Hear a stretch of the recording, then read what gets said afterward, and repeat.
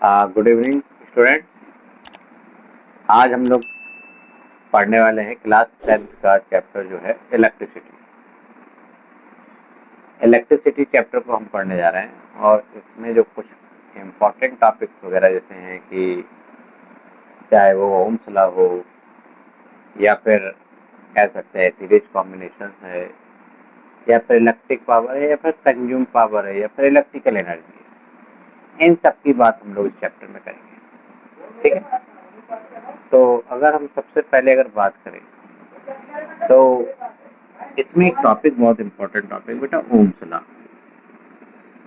Ohm's law तो ये topic जो है वो आपका क्लास 10th में भी है और साथ ही में साथ क्लास 12th में भी है। तो ओम्स लॉ होता क्या है, पहले बात तो हम ये समझें। ओम्स एक साइंटिस्ट का नाम था जिन्होंने एक रिलेशनशिप बताया था हमें वोल्टेज और करंट के बीच में, है ना। हमें किसके बीच में रिलेशन बताया था, वोल्टेज एंड करंट बीच। तो पहली बात तो हम समझ जाए कि Ohm's law gives the relationship between voltage and current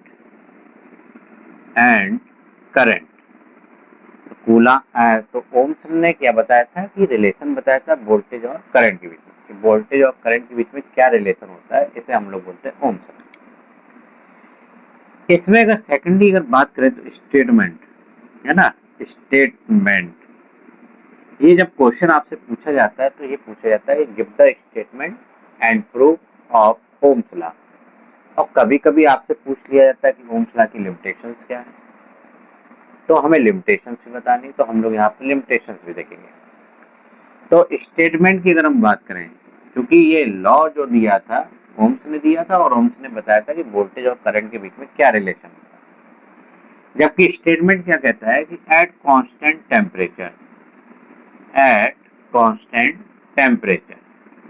तो बेटा टेम्परेचर की वैल्यू कांस्टेंट हो या फिर मैकेनिकल स्ट्रेंथ भी कांस्टेंट हो सकता है या फिर लेंथ को भी कांस्टेंट ले सकते हैं, यानी फिजिकल क्वांटिटी किसी भी कंडक्टर के लिए वो क्या होना चाहिए, सेम होना चाहिए।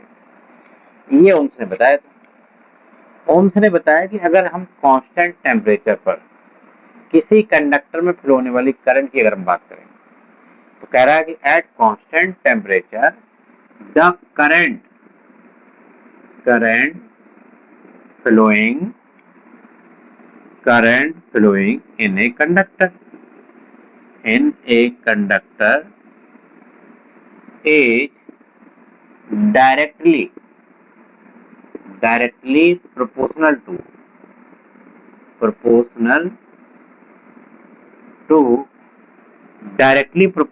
to its potential difference।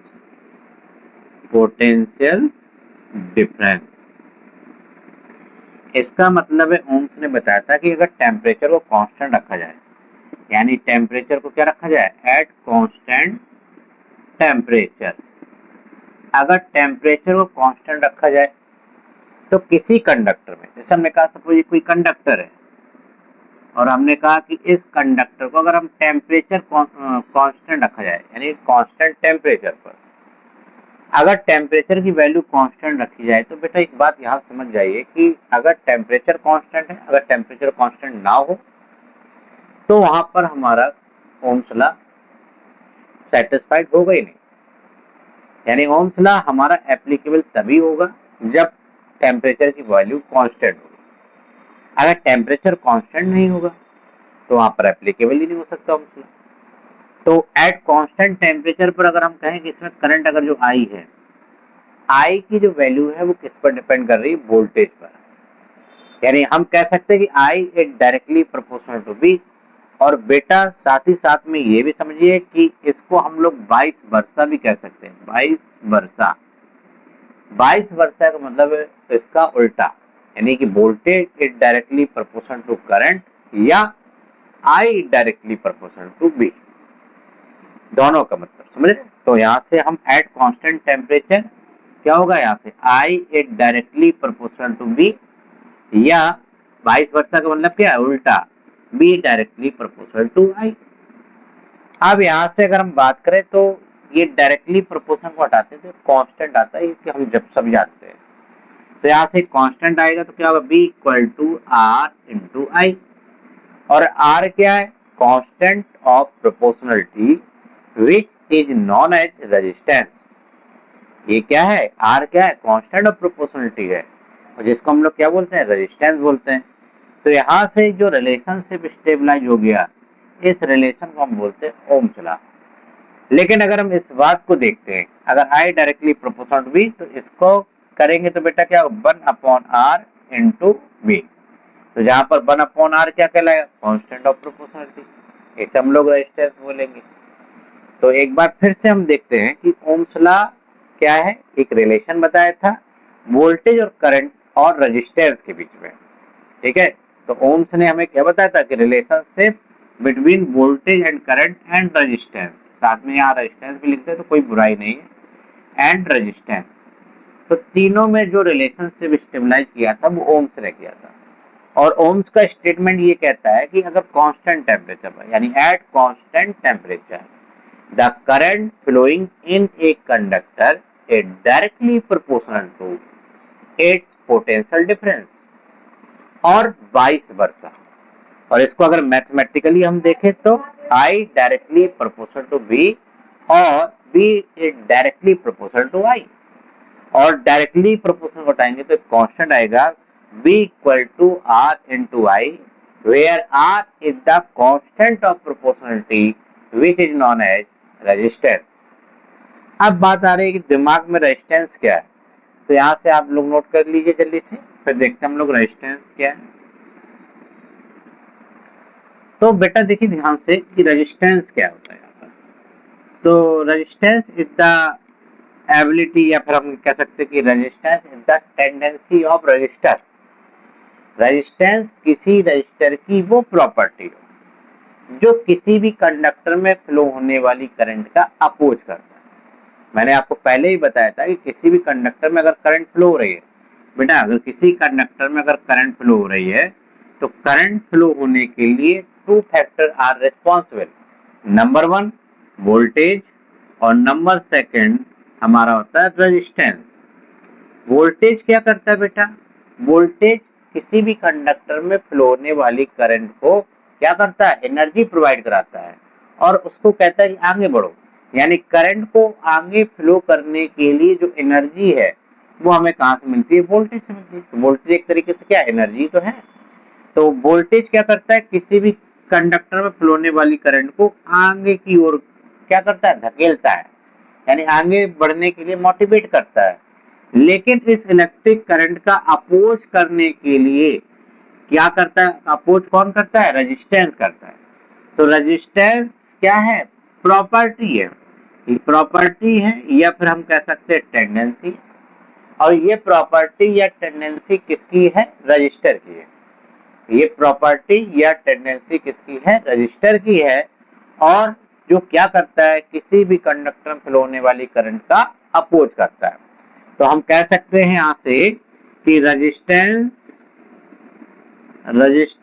Is the property of register,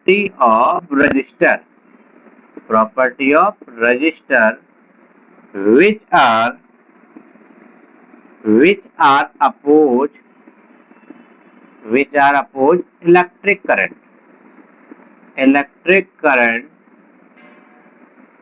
in the wire या फिर in the conductor या फिर हम बात करते हैं वायर की। तो बेटा वायर को हम लोग कंडक्टर बोलते हैं, पहली बात तो समझ जाइए, वायर को हम लोग क्या बोलते हैं, कंडक्टर बोलते हैं।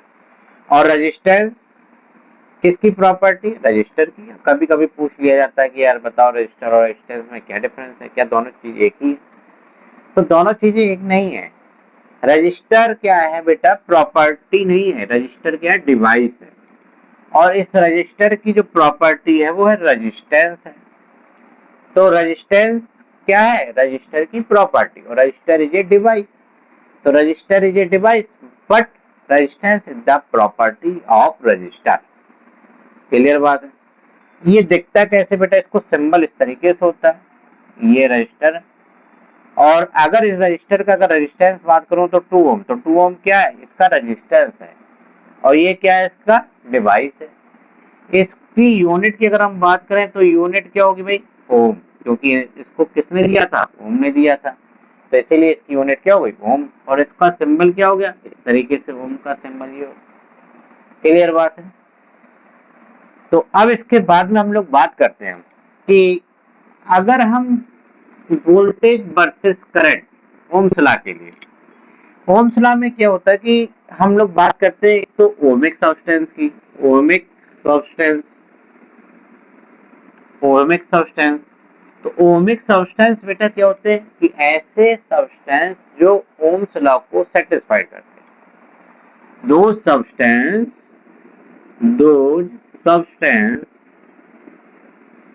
which are obey Ohm's law, Ohm's law, यानी कि ऐसे सब्सटेंस जो ओम्स लॉ को सेटिस्फाई करते हैं उससे क्या बोलते हैं, ओमिक सब्सटेंस। एग्जांपल क्या हो गया, तो एग्जांपल के तौर पे हम कह सकते हैं बेटा क्या होगा, सिल्वर हो गया, है ना, कॉपर हो गया, ठीक है, ये एल्यूमिनियम हो गया। हम इनको कह सकते हैं कि ये क्या है, ओमिक सब्सटेंस। और ओमिक सब्सटेंस यानी कि ये किस लॉ को सेटिस्फाइड कर रहे हैं, ओम्स लॉ को, यानी बी इनडायरेक्टली प्रोपोर्शनल टू आई। और नॉन ओमिक की अगर बात करें तो ऐसे सब्सटेंस जो ओम्स लॉ को सेटिस्फाइड ना करें, ऐसे सब्सटेंस कहलाते हैं नॉन ओमिक सब्सटेंस। और नॉन ओमिक सब्सटेंस के हम लोग एग्जांपल बेटा कह सकते हैं, नॉन ओमिक सब्सटेंस के एग्जांपल हम लोग क्या कर सकते हैं, एग्जांपल में जैसे हम लोग ट्रांजिस्टर को कह सकते हैं बेटा, ट्रांजिस्टर हो गया, डायोड हो गया, तो ये सब क्या है हमारे, ये सब नॉन ओमिक सब्सटेंस। अगर यहां से हम एक बात करें तो छोटे से बड़े लेवल की ओर, तो ओमिक सब्सटेंस के लिए अगर हम ग्राफ ड्रॉ करना चाहें, यहां से आप कुछ चीज सीखने वाले हैं कि अगर ओमिक सब्सटेंस के लिए, ओमिक सब्सटेंस के लिए अगर हम एक ग्राफ ड्रॉ करते हैं, क्योंकि ओमिक सब्सटेंस तो आपको पता है कि जो ओम्स लॉ को सेटिस्फाई करते हैं, बी डायरेक्टली प्रोपोर्शनल टू आई। और बी इनडायरेक्टली प्रोपोर्शनल आई का मतलब बेटा है ये है कि अगर हम voltage versus current graph, voltage versus current graph अगर हम ड्रॉ करते हैं तो क्या वो ग्राफ यूनिफॉर्मली होगा, बिल्कुल होगा, क्योंकि जितना बी बढ़ेगा उतना आई बढ़ेगा। तो अगर जितना बी बढ़ रहा है उतना उस रेशियो में अगर आई बढ़ रहा है तो आप जानते हैं कि ग्राफ कैसा होगा, यूनिफॉर्मली होगा। तो यूनिफॉर्मली के लिए अगर मैं सपोज मान लिया कि अगर ग्राफ ड्रॉ किया जाए वोल्टेज और करंट के बीच में, तो बेटा बताइए ये वोल्टेज कहां पर, ये वोल्टेज हो गया, और वोल्टेज जो है, ठीक है, वोल्टेज को मैंने कहा कि वोल्ट में मेजरमेंट कर रहा हूं और करंट को मैं एम्पियर में कर रहा हूं, तो करंट को मैंने एम्पियर में कर दिया। तो इसके लिए अगर ग्राफ आप ड्रॉ करेंगे तो ये यूनिफॉर्मली जाएगा, और यूनिफॉर्मली जाएगा तो इसके स्लोप का नेचर कैसा होगा, स्ट्रेट लाइन होगा। होगा कि नहीं होगा, हम लोगों ने क्लास 9 में पढ़ा था कि अगर ग्राफ यूनिफॉर्मली है तो उसके लिए उसका स्लोप कैसा, स्लोप का नेचर कैसा होगा, स्ट्रेट लाइन। तो अगर यही ग्राफ अगर हम नॉन यूनिफॉर्म के लिए ड्रॉ करते तो इसका स्लोप जो होता है वो स्ट्रेट लाइन ना होकर कैसा होता है, कर्व के फॉर्म में होता है। तो अगर स्लोप का मतलब क्या, यही तो एंगल है इसका थीटा, कितना झुकाव बन रहा है, कितना एंगल बन रहा है। अगर ये एंगल अगर ज्यादा बन रहा होता तो इसका स्लोप ज्यादा होता है, क्योंकि थीटा ज्यादा होता है। अगर ये इस तरीके का होता है, इसका मतलब एंगल कम बन रहा होता तो झुकाव कम है, इसका मतलब थीटा कम बन रहा है तो स्लोप भी कम है। तो इसका अगर स्लोप की अगर हम बात करें तो स्लोप निकालने के लिए फॉर्मूला होता है स्लोप इक्वल टू क्या होता है, टेन थीटा, और टेन थीटा इक्वल टू होता है बेटा परपेंडिकुलर अपॉन बेस। अगर यहाँ से हम एक परपेंडिकुलर ड्रॉ करते हैं तो ये वाली साइड क्या है, वोल्टेज है, तो ये भी वोल्टेज हो जाएगा, ये भी वोल्टेज हो जाएगा। तो slope equal to tan theta और tan theta equal to perpendicular upon base. तो परपेंडिकुलर बेटा क्या है, वोल्टेज है, और बेस की बात करें तो ये क्या है, करंट है, आई है। और वोल्टेज अपॉन रेजिस्टेंस अभी आपने पढ़ा था कि वोल्टेज अपॉन रेजिस्टेंस एक कांस्टेंट के बराबर होता था, और कांस्टेंट की वैल्यू क्या थी, रेजिस्टेंस।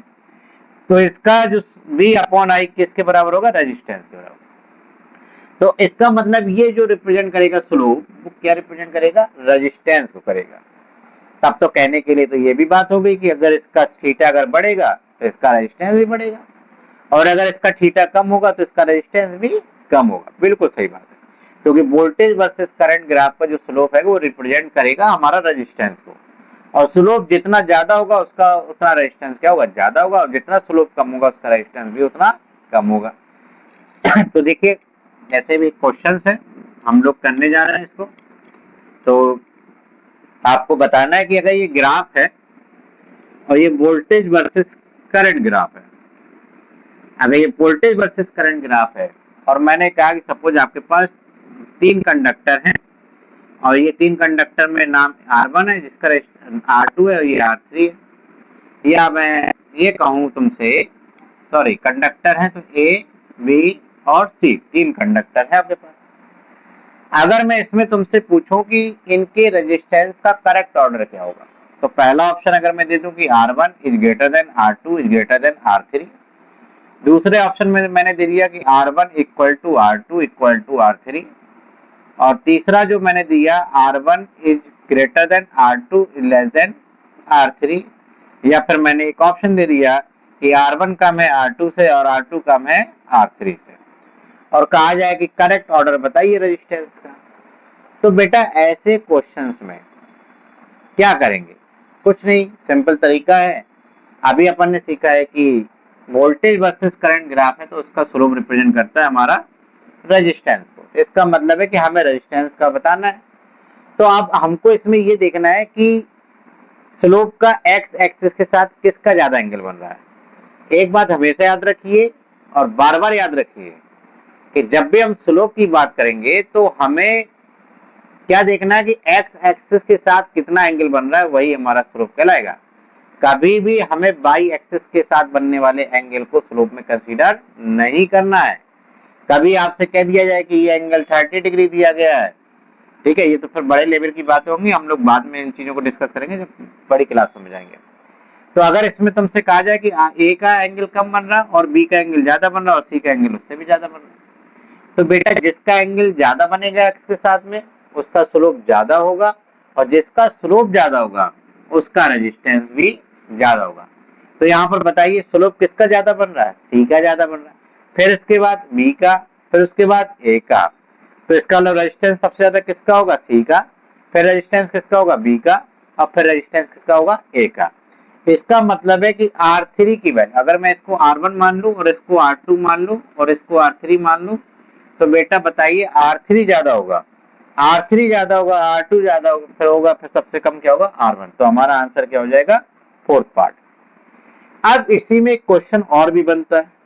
अब इसी में मैं ये कह दूं कि बताओ टेम्परेचर का ऑर्डर क्या होगा, टेम्परेचर का करेक्ट ऑर्डर क्या होगा। और टेम्परेचर के ऑर्डर में भी मैंने आपसे कह दिया कि T1 greater than T2 is greater than T3, और दूसरा मैंने ऑप्शन दे दिया T1 equal to T2 equal to T3, और तीसरा ऑप्शन मैंने दे दिया T1 is greater than T2 less than T3, ये मैंने दे दिया यहाँ पर, ठीक है, और चौथा ऑप्शन मैंने दे दिया कि T1 is less than T2 is less than T3। तो इसका मतलब कि मुझे एक चीज पता होना चाहिए कि रेजिस्टेंस का टेम्परेचर के साथ क्या रिलेशन होता है, और हम पढ़ भी चुके कि टेम्परेचर बढ़ाने पर किसी भी कंडक्टर का रेजिस्टेंस इंक्रीज करता है। अगर टेम्परेचर बढ़ाएंगे तो रेजिस्टेंस भी क्या होगा, इंक्रीज करेगा। तो इसका मतलब है कि जिसका रेजिस्टेंस ज्यादा होगा उसका टेम्परेचर भी ज्यादा होगा।